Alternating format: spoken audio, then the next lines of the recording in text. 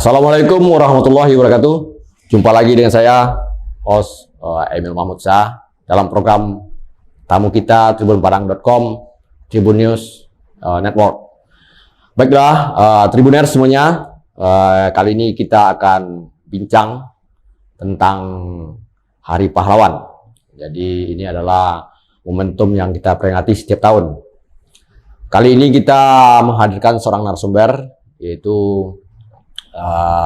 Bung Israr, yaitu lengkapnya itu Bung Israr SSMSI.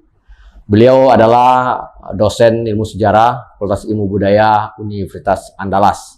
Silakan disapa, Bung. Assalamualaikum, halo Tribuner semua, salam sehat selalu. Ya, baik, Bung. Kita awali bincang-bincang ya. Ini saya ada prolog sedikit ya. Ini refleksi Hari Pahlawan ini kan sebagai renungan terhadap nilai kejuangan, ya, nilai patriotik juga. Kemudian itu menjadi bermakna setelah kita kenang lagi, dan juga setiap tahun pemerintah Republik Indonesia itu meresmikan beberapa pahlawan nasional. Ya, kebetulan untuk tahun ini 2020 juga sudah ada 5 pahlawan. Ya. Baik, diawali dulu mungkin bisa Bung penjelasan tentang nilai kepahlawanan itu apa sih sebenarnya, biar Tribuners juga paham. Silakan, Bung. Terima kasih Bung Emil, Tribuner semua. Setiap tahun bangsa kita memperingati Hari Pahlawan tentu ada tujuannya, yakni untuk mengenang kembali jasa-jasa pahlawan yang kebetulan sudah ditetapkan 10 November sebagai Hari Pahlawan, itu mengacu kepada peristiwa pertempuran 10 November di Surabaya. Nah, saya kira poin penting dari peringatan Hari Pahlawan ini adalah nilai-nilai perjuangan tanpa pamrih, patriotisme, solidaritas di antara sesama warga bangsa untuk mempertahankan kemerdekaan. Jadi itu poin penting dari nilai-nilai kepahlawanan dalam konteks Hari Pahlawan. Nah, ini mungkin sedikit berbeda dengan peringatan hari-hari besar nasional yang lain, seperti misalnya Hari Kebangkitan Nasional. Itu hari lahir atau tumbuhnya semangat kebangsaan. Sumpah Pemuda, persatuan dan kesatuan. Juga hari untuk memperingati bahasa Indonesia sebagai bahasa persatuan dan seterusnya. Jadi Hari Pahlawan ini agak mengarah kepada atau mengacu kepada nilai-nilai patriotisme, rela berkorban, yang setiap tahun diperingati dan diharapkan bisa diteladani atau dipraktikkan oleh anak-anak bangsa, tidak hanya generasi muda tetapi juga generasi-generasi yang lebih senior, termasuk para pemimpin. Baik, Bung. Ini lumayan terang benderang ya. Bung tadi menjelaskan dengan beberapa momentum lain sebagai masing-masing dengan ciri khasnya.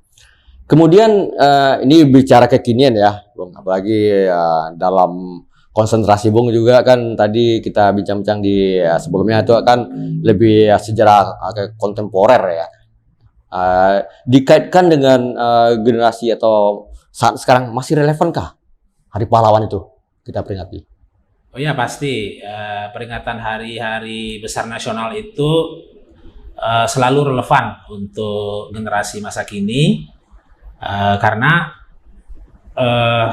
suatu bangsa akan tetap kokoh berdiri kalau dia punya semacam nilai-nilai pengikat untuk tetap bersatu bersama ke depan. Nah, nilai-nilai itu bersumber dari nilai-nilai yang dipancarkan oleh perjuangan masa lampau oleh para pahlawan kita gitu. Dan itu pahlawan-pahlawan yang berjuang di masa lalu untuk tegaknya negara bangsa ini. Dan itu tetap relevan, dan itu selalu diingat-ingat kembali, dihangat-hangatkan lagi, disampaikan disosialisasikan kepada generasi masa kini, generasi muda, atau juga kepada para pemimpin ya, untuk tetap teguh berjuang untuk mengingat kembali perjuangan pahlawan-pahlawan kita di masa lampau. Baik. Jadi itu relevansinya tetap sangat relevan. Baik, Bung. Kemudian kita kan ini bicara tentang definisi lah, mungkin terminologi dalam istilah akademik ya. Itu kita harus jelaskan lah dulu tentang konsep tentang pahlawan dan pahlawan nasional. Bisa, silakan, Bung. Ya, baik. Mengenai pahlawan ini, pengertian sederhananya kan sebenarnya itu bisa dilihat ya, orang yang berjasa ya, orang yang berjasa bagi individu, bagi keluarga, bagi kelompok ya, itu mungkin bisa dianggap sebagai pahlawan bagi mereka. Tetapi yang kita maksudkan di sini tentu adalah pahlawan dalam konteks perjuangan bangsa ya, yang kemudian diperingati, dikontekstualisasikan, diaksentuasikan dengan kepentingan masa kini. Itu adalah pahlawan-pahlawan yang berjuang untuk kemerdekaan bangsa, untuk mempertahankan kemerdekaan bangsa di masa lampau.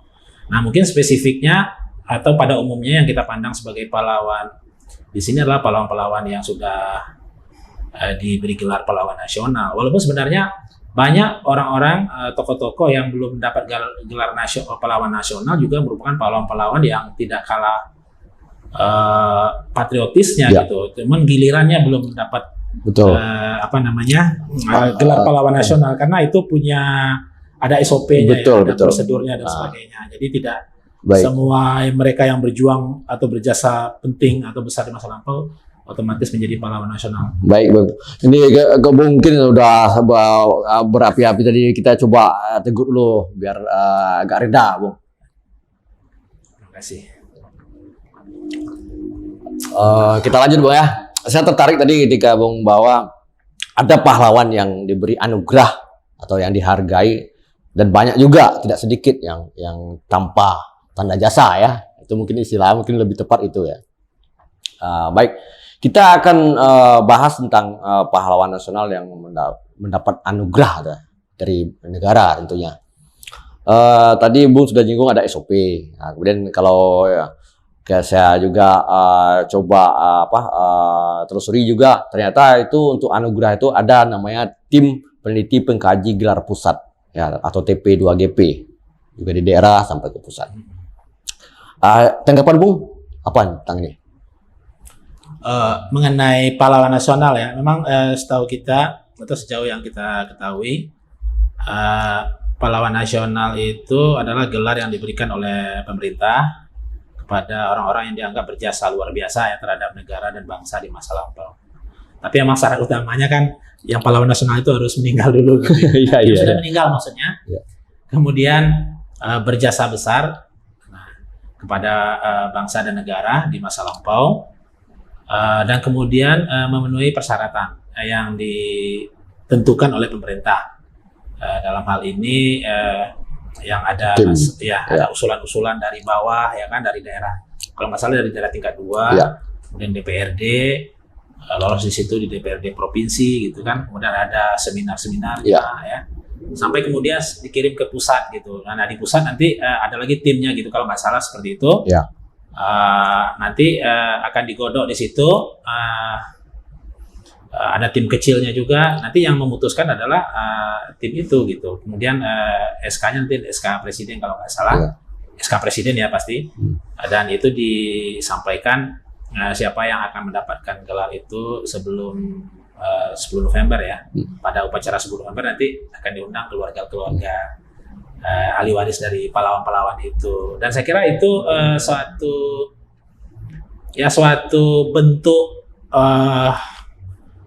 penghargaan negara terhadap para pahlawan, tidak hanya kepada keluarganya tapi juga komunitas ya. Misalnya ada seorang pahlawan nasional dari suatu daerah di Kalimantan atau di Indonesia bagian timur yang selama ini mungkin dalam percaturan sejarah nasional atau politik nasional mungkin kurang terdengar ya.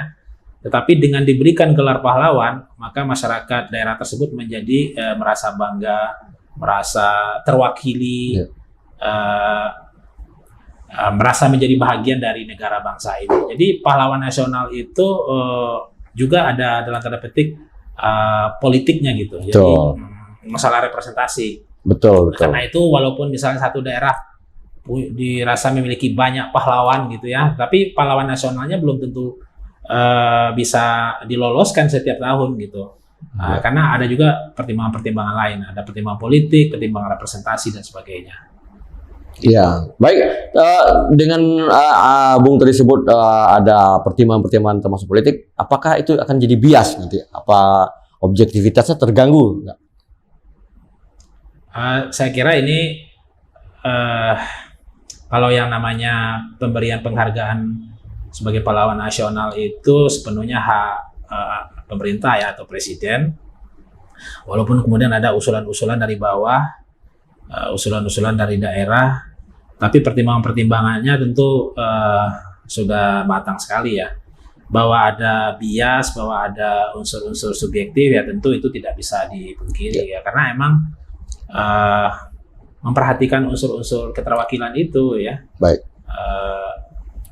Jadi mungkin satu tokoh pahlawan nasional mungkin akan berbagai macam pendapat mengenai pahlawan nasional tersebut ya. Tetapi ketika itu sudah diputuskan oleh pemerintah atau presiden, ya tentu dia sudah berkekuatan hukum tetap gitu ya, dengan hak dan kewajiban-kewajibannya harus dilaksanakan. Baik, Bung.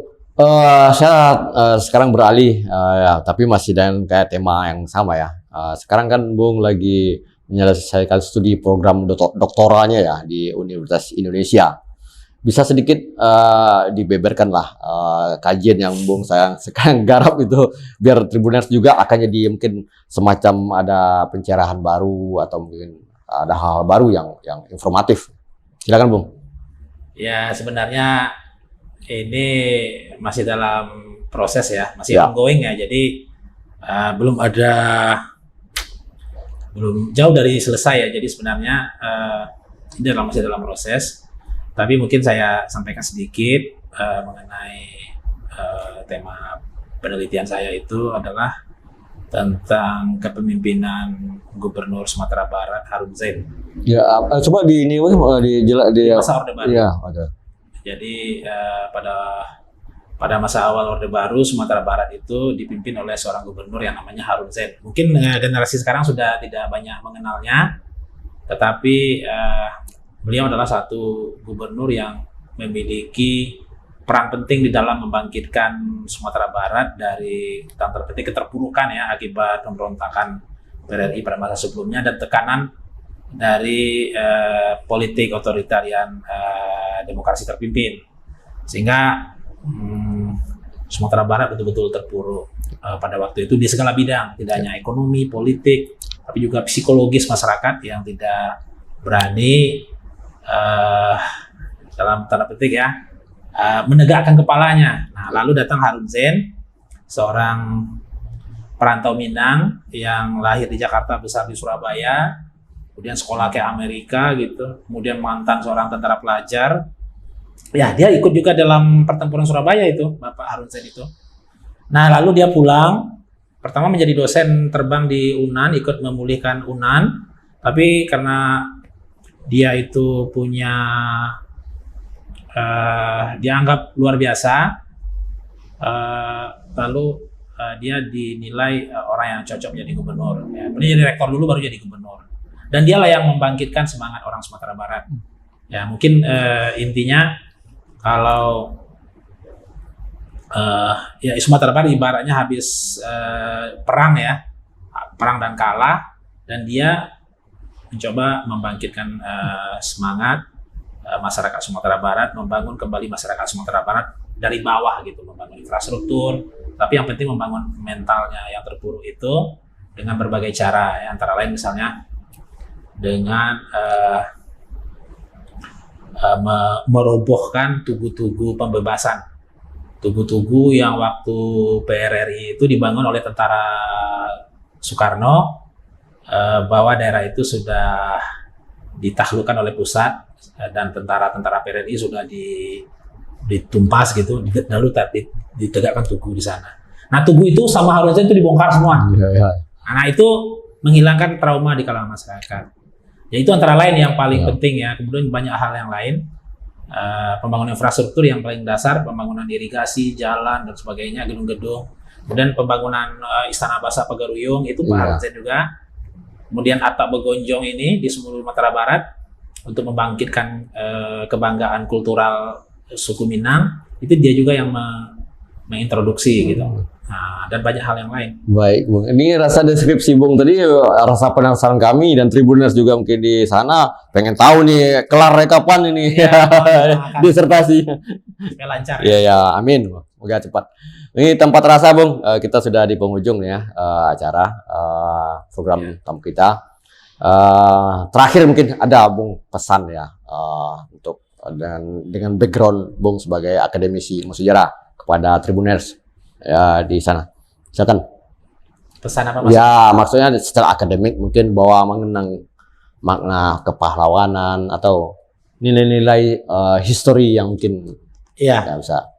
Peringatan Hari Pahlawan itu dimaksudkan memang untuk membangkitkan kembali semangat yang mungkin sudah pudar ya. Semangat rela berkorban untuk kepentingan bersama, untuk kepentingan bangsa. Kemudian semangat-semangat yang sifatnya memecah gitu ya. Sekarang ini coba dibangkitkan kembali dengan mengingat kembali perjuangan daripada tokoh-tokoh kebangsaan kita di masa lampau. Jadi kalau kita ingat-ingat itu dengan membaca kembali sejarah ya, kemudian menonton kembali film-film dokumenter terkait dengan pahlawan-pahlawan masa lampau, nah mungkin itu diharapkan bisa menyemangati kita untuk tetap menjaga persatuan, menjaga semangat rela berkorban, berani membela yang benar gitu, tanggung jawab dan sebagainya. Baik. Jadi bukan semangat yang sebaliknya ya, semangat memecah belah, semangat disintegratif ya, mungkin itu tidak relevan kalau kita berbicara mengenai hari-hari pahlawan. Baik, Bung, ini luar biasa Bung ya. Terima kasih Bung Israr.